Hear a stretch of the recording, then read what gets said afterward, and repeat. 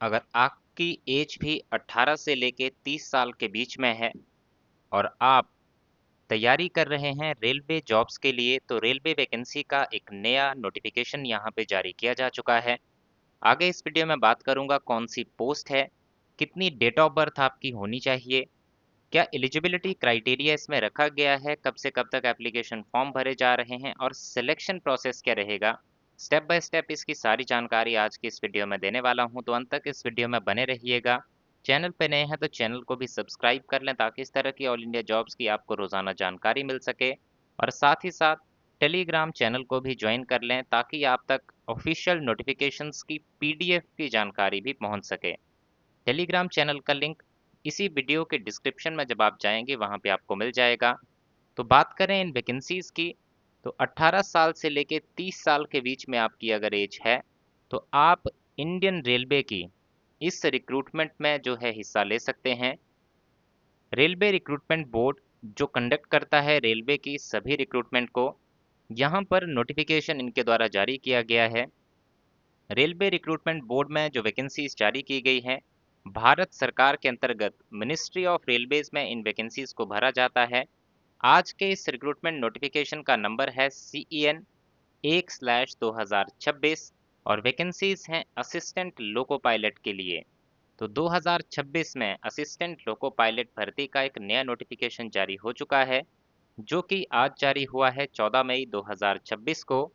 और ये full detailed notification है, इसका शॉर्ट नोटिफिकेशन पहले ही जारी हो चुका था, लेकिन आज इसका फुल डिटेल्ड नोटिफिकेशन जारी हुआ है, जिसमें बताया गया है कि आपके एप्लीकेशन फॉर्म भरना शुरू होंगे 15 मई 2026 से और आप अप्लाई कर सकते हैं 14 जून 2026 तक।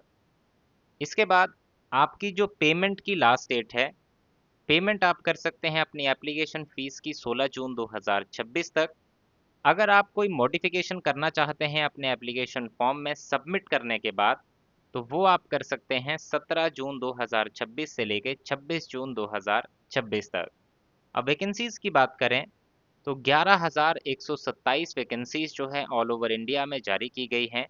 पूरे भारत में मेल हो या फीमेल हो इस एप्लीकेशन फॉर्म को भर सकते हैं। 11,127 वैकेंसीज ऑल ओवर इंडिया के लिए जारी की गई हैं।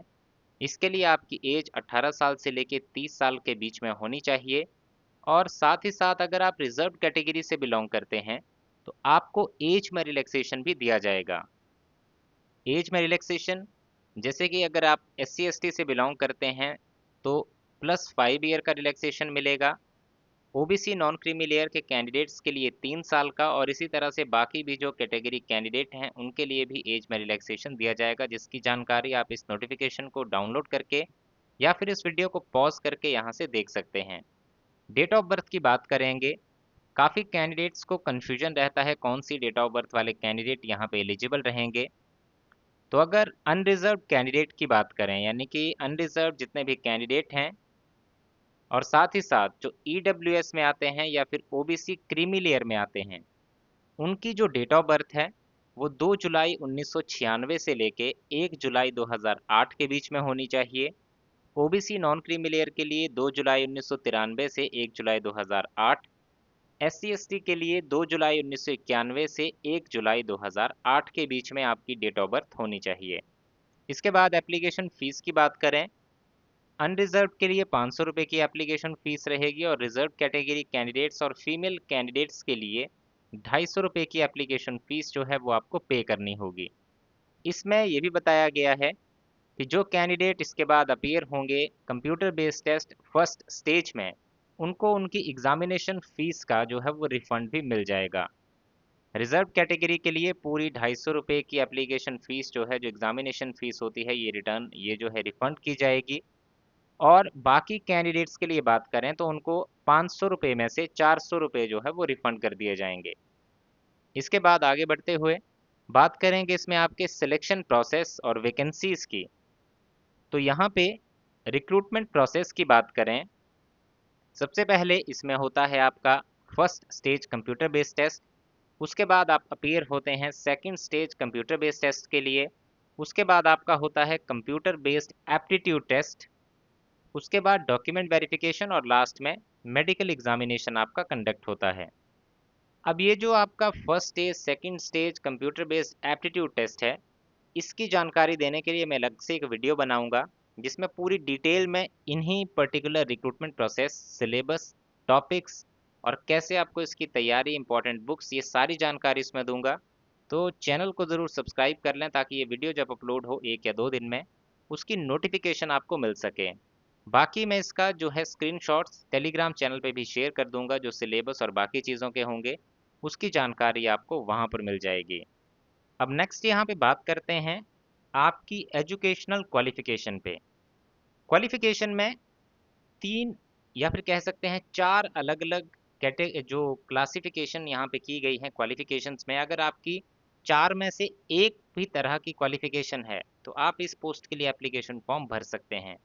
नंबर वाइज यहाँ पे बात करेंगे। सबसे पहली जो क्वालिफिकेशन है, अगर किसी कैंडिडेट ने मैट्रिक पास किया है और साथ ही साथ आईटीआई किया हुआ है, फिटर ट्रेड में, इलेक्ट्रीशियन में, इंस्ट्रूमेंट मैकेनिक में, मिलराइट और maintenance mechanic, mechanic radio and TV, electronics mechanic, mechanic motor vehicle, wireman, tractor mechanic, armature and coil binder, mechanic diesel, heat engine, Turner, machinist, refrigeration and air conditioning mechanic.